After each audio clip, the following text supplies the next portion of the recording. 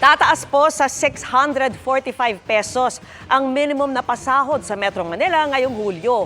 Nakulangan ng ilang labor group pero giit ng Labor Department, malaking tulong ito. At nakatutok si Mark Salazar.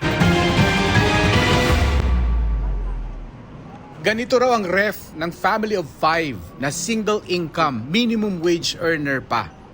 Tubig lang ang laman dahil arawan si Nanay Dicol Nunez kung mamalengke para masunod niya ang budget na naaayon sa 610 pesos na arawang sahod ng asawa. Kasama na sa bigas yun, 2 kilong bigas, tapos yung 200, isang isang kainan lang yun. Sa 200, yung bang tinapay, mga kape, mga asukal.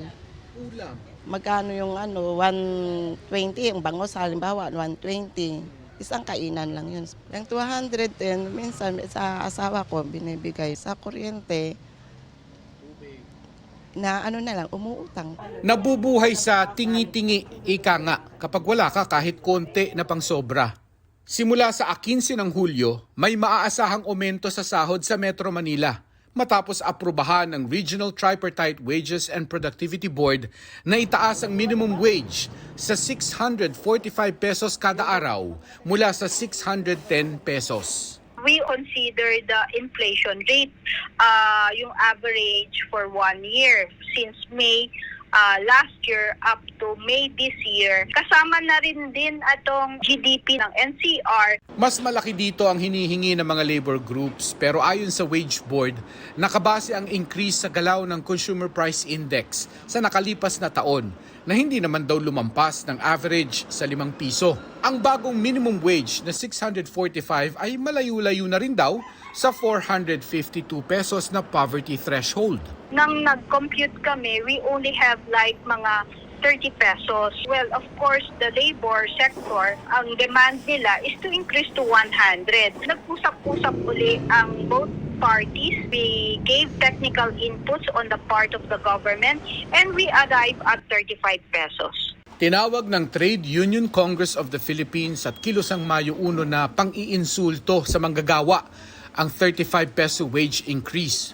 Iginigiit naman ng nagkaisa Labor Coalition ang legislated 150 across-the-board wage increase. Inaasahan na raw ng Department of Labor ang ganitong reaksyon mula sa mga grupo ng manggagawa.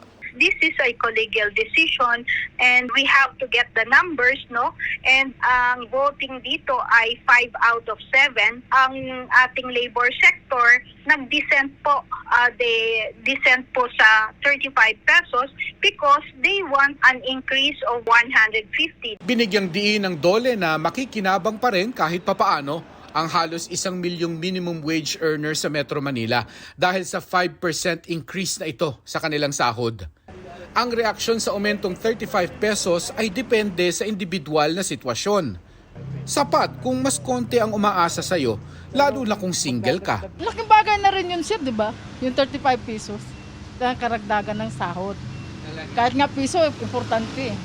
Sapat na yun, sir. Pwede na rin, sir. Para kay Nanay Dicol at sa kanyang family of 5, hindi raw ramdam ang 35 pesos. Hindi naman po yung maaabot yung 35 na yan eh. Kulang pa rin po sa sa dagdag. Kasi ngayon ang bigas ngayon lalong tumataas.